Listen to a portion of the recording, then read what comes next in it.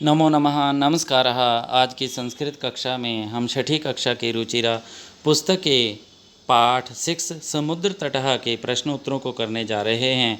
कर्तव्यनिष्ठ पर आप संस्कृत आचार्य कुलविंदर के द्वारा इनके प्रश्नों का यथोचित क्रम से अपनी पुस्तक और अपनी लेखनी अपनी कॉपी पर अच्छे से इनके उत्तरों को लिख लेंगे। तो प्रथम प्रश्न की ओर आते हैं। पाठ 6 समुद्र तटः कक्षा 6 संस्कृत रुचिरा भाग 1। उच्चारण करने के लिए शब्द दिया गया है यहाँ पे तरंगैः मत्स्य जीविनः विदेशिक पर्यटकेभ्यः संगमः तिसृषु वैदेशिक व्यापाराय प्रायद्वीपः बंगोसागरः चंद्र उदयः। इसका विद्यार्थी भी स्वयं अभ्यास करें जिससे आपके संस्कृत के शब्दों का उच्चारण भी आपका स्पष्ट हो। संस्कृत रुचिरा भाग 1 कक्षा 6 पाठ 6 समुद्र तटः के दूसरे प्रश्न को हम देखते हैं। तो यहाँ दिया गया अधोलिखिता नाम प्रश्न नाम उत्तरम लिखतः। तो पहला प्रश्न दिया जना का भी जल विहारम कुर्वन्ति। तो इसका उत्तर होगा जनः नौका भी जल विहारम कुर्वन्ति। दूसरा प्रश्न दिया भारतस्य दीर्घतमः समुद्र तटः कः। तो उत्तर होगा भारतस्य दीर्घतमः समुद्र तटः चेन्नई नगरस्य मेरीना तटः अस्ति। तो प्रश्न दिया जनः कुत्र स्वैवैरं विहरन्ति। तो उत्तर होगा जनः मुंबई नगरस्य जुहू तटे स्वैरं विहरन्ति। तो प्रश्न आगे चौथा दिया बालकाः बालुकाभिः किं रचयन्ति। तो उत्तर होगा बालकाः बालुकाभिः बालुकागृहं रचयन्ति। प्रश्न कोची तटः केभ्यः ज्ञायते। तो उत्तर होगा कोची तटः नारिकेलफलेभ्यः ज्ञायते। तो आप इनके उत्तरों को यथाक्रम से देख लेंगे और यथाक्रम से ही आप उचित रूप से कॉपी पर और अपनी पुस्तक पर लिखेंगे जिससे आपके परीक्षा संबंधित प्रश्नों का और भी सरल अभ्यास आपको मिलता रहे। यहाँ प्रश्न दिया मंजूषात् पदानि चित्वा रिक्तस्थानानि पूर्यता। तो मंजूषा से संबंधित शब्द दे रहा हूँ।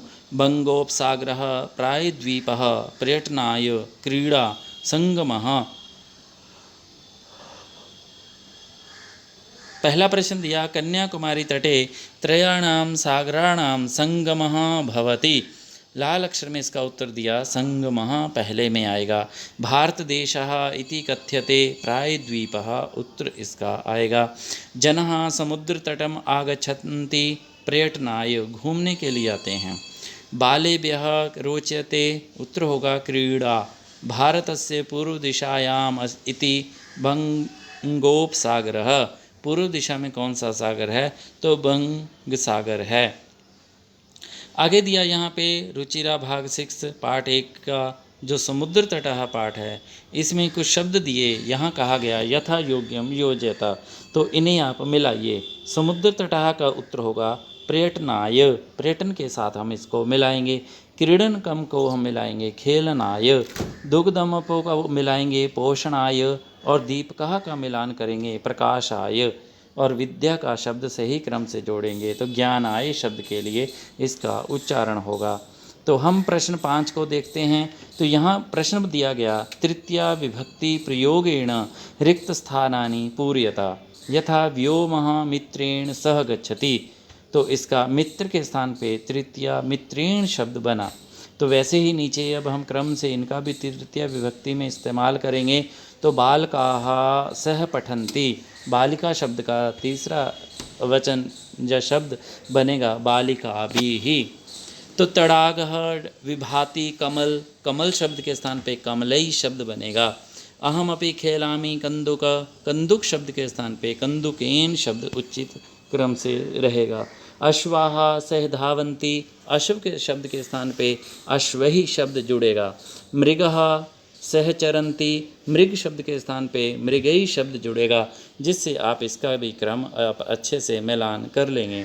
तो आपके इन उत्तरों के साथ साथ आप इसका लेखन करते हैं स्मरण करते हैं जहाँ इसको बार बार सुनते हैं तो आपको परीक्षा से संबंधित एक प्रश्न भी नया याद नहीं करना पड़ेगा।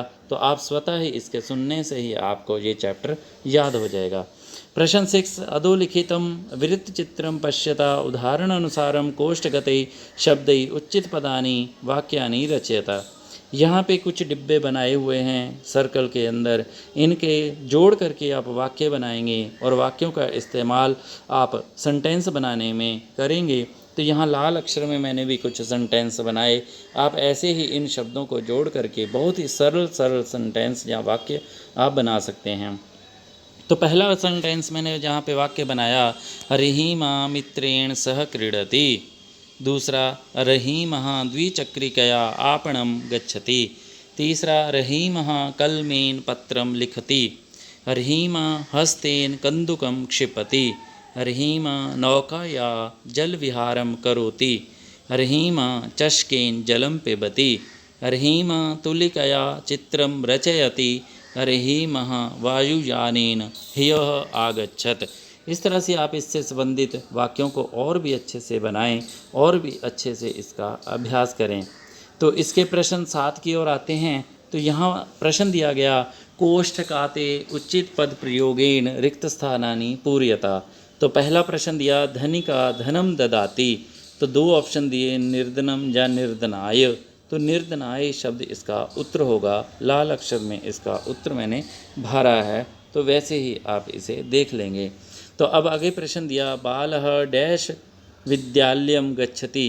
तो पठनाय या पठनेन। तो पठनाय शब्द ही इसमें इस्तेमाल होगा। प्रश्न दिया, सज्जनाः जीवन्ति। तो परोपकाराय जीवन्ति। प्रधानाचार्य परितोषिकं यच्छति छात्रेभ्यः। उत्तर जुड़ेगा इसमें। शिक्षकाय नमः। तो शिक्षकाय शब्द ही इसका उत्तर है। आज की संस्कृत कक्षा में आप सबने बहुत ही अच्छा उच्चारण को, कक्षा के प्रश्नों को देखा। आप सही क्रम से अपनी पुस्तक पर भी लिखेंगे। आपका संस्कृत अध्ययन कक्षा में संस्कृत अध्ययन के लिए कर्तव्यनिष्ठ पर पुनः धन्यवाद। आपका दिन मंगलमय हो। पुनः मिलामा।